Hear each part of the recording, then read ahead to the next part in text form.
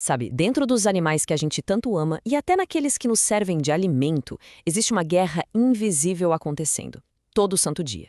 E é hoje que a gente vai mergulhar fundo no incrível arsenal farmacêutico que foi criado para lutar nessa batalha microscópica contra parasitas. Pois é, parece até coisa de ficção científica, mas não é. Dentro de um monte de animais tem uma guerra silenciosa rolando. De um lado a gente tem invasores sorrateiros, como as facíolas e as tênias. E do outro, do outro lado tem todo um arsenal de medicamentos, cada um projetado para acabar com eles.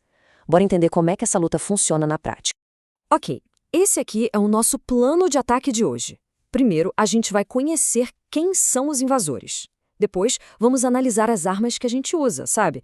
Desde aquelas que cortam a energia deles até as que simplesmente paralisam tudo. Aí a gente vê como usar esse arsenal do jeito certo. E, para fechar, vamos falar do maior desafio de todos, que é o que vai definir o futuro dessa guerra, a tal da resistência. Então vamos começar pelo começo, né? Conhecer o inimigo. Os nossos alvos principais aqui se dividem em dois grandes grupos: os trematódios, que a gente conhece mais como facíolas, e os cestódios, que são as famosas tênias. Tá, mas por que eles são tão perigosos assim? Bom, as facíolas, por exemplo, podem causar uns estragos bem sérios nos órgãos, tipo no fígado. Já as tênias vão além. Algumas espécies podem passar para os humanos, o que vira um baita risco de saúde pública. E isso sem nem mencionar o prejuízo econômico para a pecuária, né? O problema ataca por todos os lados. Beleza, agora que a gente já sabe quem é o inimigo, vamos conhecer a primeira classe de armas. Pensa nelas como se fossem sabotadores, sabe? O alvo deles é a fonte de energia do parasita. A estratégia aqui é genial. Não é envenenar, é matar de cansaço mesmo. Dentro desse grupo, a gente tem dois tipos principais: os substitutos fenólicos e as salicilanilidas. E olha que interessante, essas últimas já estão no mercado desde os anos 60. Dá para dizer que fármacos como o nitroxinil e o closantel são verdadeiros veteranos de guerra, hein? E o alvo desses remédios é um processo com um nome bem complicado: fosforilação oxidativa. Mas falando de um jeito simples, é basicamente a usina de força da célula. É ali que o alimento vira energia de verdade, o tal do ATP. E o que esses fármacos fazem, então? Eles desacoplam esse processo. A analogia é perfeita. Imagina que a usina de força do parasita começa a trabalhar loucamente, em ritmo frenético, queima todo o combustível que tem, só que não gera nada de ATP. A energia toda simplesmente se perde, vira calor. E o resultado? O parasita morre de fome, literalmente, esgotando todas as suas reservas de energia. E a eficácia disso é impressionante, viu?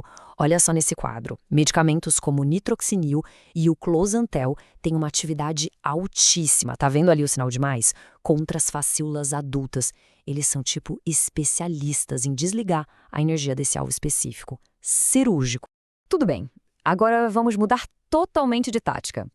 A próxima classe de fármacos tem um jeito de agir, olha, completamente diferente. E dá para dizer bem mais dramático.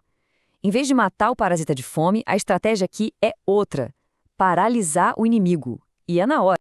E a grande estrela dessa categoria tem nome: praziquantel. A ação dele é rápida e é devastadora. Ele causa uma contração muscular mas tão forte e generalizada que o verme fica ali, completamente paralisado. Fim de jogo para ele. Mas como é que ele faz isso? É muito engenhoso. O praziquantel age como se fosse uma chave mestra, abrindo todos os portões de cálcio nas células do parasita de uma vez só. Com essa enxurrada de cálcio entrando, os músculos do verme se contraem de um jeito tão violento, tão descontrolado, que ele simplesmente não consegue mais se agarrar no hospedeiro. E aí, é expelido. E o que é mais impressionante no praziquantel é a versatilidade dele. Se a gente olhar a coluna dele aqui no quadro, dá para ver a alta atividade contra um monte de tipos de tênis diferentes. Em ruminantes, em cavalos, em cães.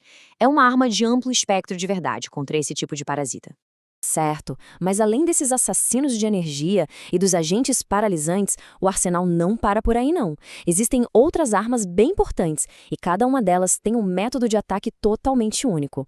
Vamos dar uma olhada em duas estratégias bem diferentes. De um lado, a gente tem o triclabendazol. Ele age como se fosse um agente de demolição mesmo, destruindo o esqueleto que sustenta as células do parasita por dentro. Já do outro lado, o clorsulon funciona de outra forma. Ele é um bloqueador metabólico. Ele impede que o parasita consiga usar a glicose, o combustível dele. Ou seja, são duas abordagens completamente distintas, mas com o mesmo resultado: letal.